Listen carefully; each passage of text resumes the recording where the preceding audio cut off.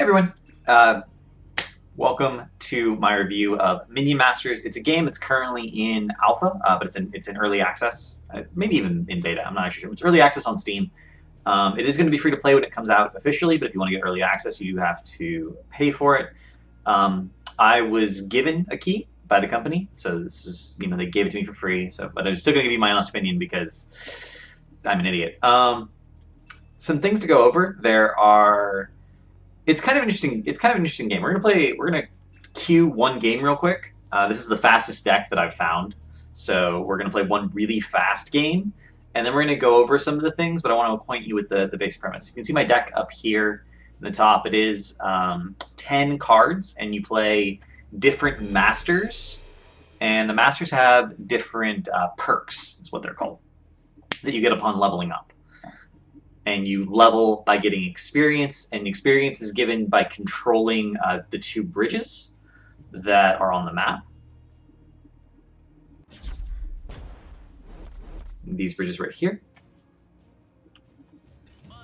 And here's the really interesting thing in my mind, which is that the order you play the cards is the order you will get the cards back. So now I control this bridge, I control this bitch, I'm getting experience. These are flying, so they can't be hit. The thing he played was actually a minion that is extremely weak. They're extremely strong against area hordes, but not if they are flying. Or it only explodes on the ground. So now this is a long-range robot thing. This is like a charger. These are plasma marines, reasonable damage. So I don't know what kind of deck he's playing exactly. I can't be 100% sure. My deck is a Zerg deck. I'm just trying to Zerg things down as fast as possible. That was a Fireball. Fireballs are really good at dealing with hordes of minions, as you might imagine. So I'm getting a little out-tempoed here. That's because a lot of my guys have extremely low HP. But my skeleton dude actually comes back to life after 20 seconds, so now he's over there causing havoc, which gives me a chance to come back in here. This is another exploding dude, but he's going up against my skeleton, which doesn't really matter, and then I kill the egg so he doesn't come back to life. These 4 blood imps are free, but when they take damage, I take damage. So they're, I can Zerg people down with them, but I'm also taking damage. It's kind of a tempo card. You're not going to win the long game with it by any stretch of the imagination.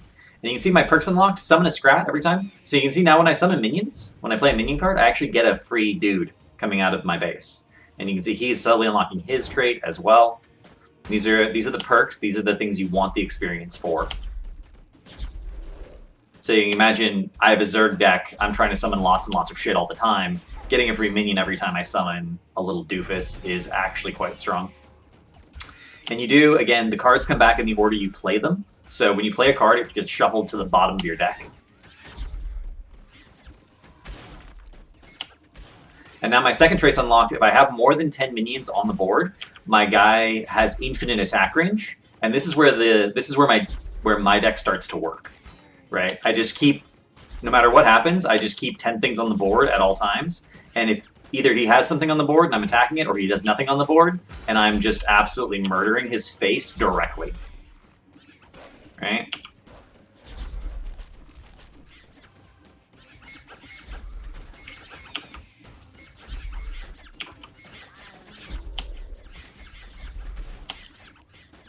These mana puffs? Puffs are minions that stay on the bridge. They don't do anything, so they just sit on the bridge. In this case, what the mana puff does is it gives me a certain amount of extra mana every so often. Each of the puffs has either a continuous or occasional effect as long as you're controlling the bridge. So it's quite strong. I finished my daily quest, which was finish a game in less than 3 minutes, so I got 2,000 gold. And here's where we're going to go over like every little bit. So you kind of get the premise of the game. It's sort of like a card game, but it's also kind of like a MOBA or a map, like a brawler. It has 2 lanes. There are 3 currencies in the game. You have gold, which you get pretty liberally, to be honest. You do get a daily quest every day. You can re-roll them. I think the average is around 3k, so I'm not going to re-roll these. But actually, I'll re-roll this one just so you guys can see. So it went down to 2,400. I have seen a couple of 4K. I think 3200 is a reasonable. Like you don't want to re-roll 3200 or more, or even 3000 or more quests. See what went down. You do get pretty generous rewards just for leveling. So you get as you level up, you get a bunch of free cards. These are the basic cards, and you can see my account level. You get 1,000 gold. You get crossbow dudes. You can unlock daily challenges. That's these. So you have to unlock daily quests, but it doesn't take very long at all to get to level 10. You do have to unlock deck slots, which is kind of annoying. Currently, you start with one deck slot and you get more. It's always, in my mind, an annoying thing. And it goes on like that. It only shows you like the one page of rewards if you haven't already unlocked them. There are rewards up to at least level 50, so quite a ways to go. Shards are a crafting material, so you can, if you disenchant cards that you have extras of, you get shards. You can use those to craft additional. And rubies are kind of what you would get if you just bought, right? So if you just buy, put real money into the game, rubies are what you get to buy other stuff. You can, if you buy the early access, you automatically get this double gold XP boost ruby shards premium upgrade thing. It's part of the early access feature. And power tokens are what you use to actually get the card. So for each power token, you get one random card. Gold is only useful for buying power tokens, so there's no reason to like hold on to your gold. If you have 6k gold, you can buy 6 power tokens. We'll buy a couple here. Masters. So there's different masters. There are free rotation masters every week. You either need to buy them with shards or rupees, I should say. I believe there's 3 free rotation masters every week, and Volko, or not Volko, there's one guy who's just free. He's just always there. I don't remember his name. His name is Stormbringer. You can also buy arenas. So these are just purely cosmetic things that your master sits in while you're waiting for a game or you're building your deck or whatever. So those are kind of how you get cards. In addition to that, you do get a free token every single day. So in particular, every 4 free tokens. So every day you log in, you get a free token. Every 4 free tokens, you're guaranteed to get a slightly better reward. Right, so you can see these are all blue rewards. Normally there's a green and sometimes there's a purple. You can see there's a purple there. I didn't get the best one, but I did get 30 shards. So it's not like a lot, but it is just a free bonus. And similarly, these are the power tokens. These are what give you the cards. We're just gonna spin that out. You can watch it go around if you want to, but I'm gonna get to the next one. Okay, so every 4 power tokens, you're guaranteed to get a rare or better. So you notice all of these are rare. One of them is gold, legendary or whatever, and one of them is epic. Looks like I lucked out. Got the epic one. I've actually been wanting to try a deck with that card. And then here is the deck builder. So the deck works is you give 10 cards. You can have up to 2 duplicates, and that's indicated by the wild cards over here. So for instance, if I wanted 3 crossbow dudes, I could have 3 crossbow dudes. But then all my wild cards are gone, and now everything else has to be a single. If I take all the crossbow dudes out, I could put in like 2. I could put in 2 boomers. But then that eats my other wild card, and now I don't have any left. I've noticed that a lot of the strongest decks do run at least 1 double of something, because it makes your deck really, really consistent, particularly if it's a low mana defensive card, right? So in my case, I've been running a lot of double crossbow dudes and double plasma marines because they're 2 and 3 mana respectively. They're ranged, which is really important because they can hit air and ground units. They can hit melee units that have to like walk up to you, so you get a little bit of extra damage there. And there's really a surprising amount of depth to the game already. You do get a huge number of free cards. You can even track how many cards you have. You can see I have 123 out of 240, so a little bit more than halfway done, and I haven't played the game for more than, I think, 12 hours total, maybe, so far. I'm going to be playing quite a bit more of it. I've been mostly screwing around with decks and thinking about what do I want. And there's a lot of really, really interesting spells that might make other things more viable. There's like Healing Fireball, for instance. Heals all friendly minions by 400. Yes, it's a Healing Fireball.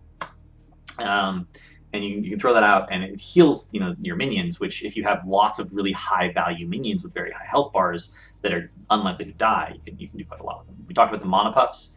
When on a bridge, it generates 1 mana every 10 seconds. So that gives you a little bit of a tempo advantage if you can control. Black Hole is a really interesting card. I haven't played with it personally, but it is in one of the top decks. And you can actually see there's a leaderboard right down here. You click on the leaderboard, you can see the current top players and the deck they were playing when they were in there. So you can kind of get some... This is really handy just to get some ideas of what could be good. But one of the things that Black Hole does is it removes all minions from an area, removing them from the game for the rest of its duration, which, you know, let's say you don't have enough mana for a fireball, but there's a huge horde coming towards you. You cast Black Hole, and you wait, and then you fireball. Or let's say your guy's going to die, and you don't want him to, because you have a healing fireball, but you haven't drawn it yet. You cast Black Hole for the delay, you healing fireball, you get the timing right. And there's some timing aspects to the game. It might just seem like, you know, especially if you're watching the Zerg game that I played, you just spam things. But you actually have to think about placement, lane control. There's buildings. The easiest example, which is just this wall. It's literally just a wall. It doesn't do anything. But there are minions that only attack buildings. So let's say you have like a guy who only attacks buildings and he's rushing to your core and you're extremely low on health. You can put the wall in the way and it delays. And that, again, you can put range behind your wall and then they'll DPS it down. So it's a pretty interesting game. There's lots of really cool interactions. I think there's a lot of potential for really interesting decks based off of the quality and quantity of the cards. For instance, this card that I just got, which I've been wanting to play with for a while, is Call to Arms. Summon a warrior for each building you have. So you could maybe it's possible to build a building deck, right? And what's the primary problem with building decks is you don't control the bridges very easily, so it's hard to get experience early on, right? So you need to have some sort of comeback mechanic to deal with that well. There's Bridge Shrines, which generate XP for you. And there are Last Stand here. This is a card which is a spell which summons more minions. It summons 5 Legionnaires, but it summons 8 if your opponent controls both bridges. So you can kind of have like a backswing effect where, yeah, you push into my base and have all this. You spent like 10 mana pushing all the way into my base, but I'm going to spend 7 mana and get just as much stuff, and then I'll spend 3 mana and have even more stuff, and then it'll push back into you. Right? Demon Warrior is a pretty interesting card.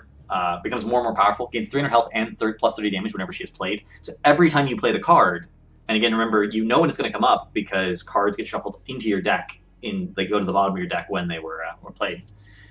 Each of the Masters is a little bit different and has different potential strategies. So you saw the Zerg dude summon a Scrat every time. They each have the different basic attack. Fires a barrage of bullets at enemies from a range of 10. Summons a Scrat is his first perk.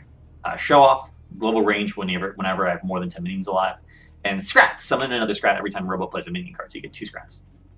Kind of a very Zergy card. This is sort of a King Puff, a slow every 3 seconds but powerful attack from a decent range. Trick Swap. Add the card Trick Swap to your deck. Swaps the location of all minions on both bridges and stuns enemies for 4 seconds. It stuns all enemies, not just the ones on bridges, but it swaps everything on the bridges. So you can sort of... And, you know, we talked about Puffs earlier. Puffs are sort of this control card that stay on the bridge and do a thing. Being able to be like, oh, he's trying to kill my Puffs. I'm going to swap my Puffs so that they're now on this side and he's not there. Can be quite strong. Inspiration. King Puff inspires all friendly minions on the bridges. So again, bridge control. And then Bridge Shield. King Puff is immune to damage when controlling the bridge. So you don't take any more damage, which is particularly cool because you have healing Puffs. Right? If this heals on a bridge, it heals you for 25 health per second. High Dark Matter. So that's the game. There's lots of really interesting cards. There's lots of cool things. I will be doing a few more streams of it. There's also going to be a cool Twitch integration feature coming in the next couple weeks, apparently. So cross your fingers for that. And I hope you guys enjoyed the breakdown. I hope you guys try out the game. And if you want to know more, come by the stream, ask some questions. And I'll see y'all there. Have a good day, everyone.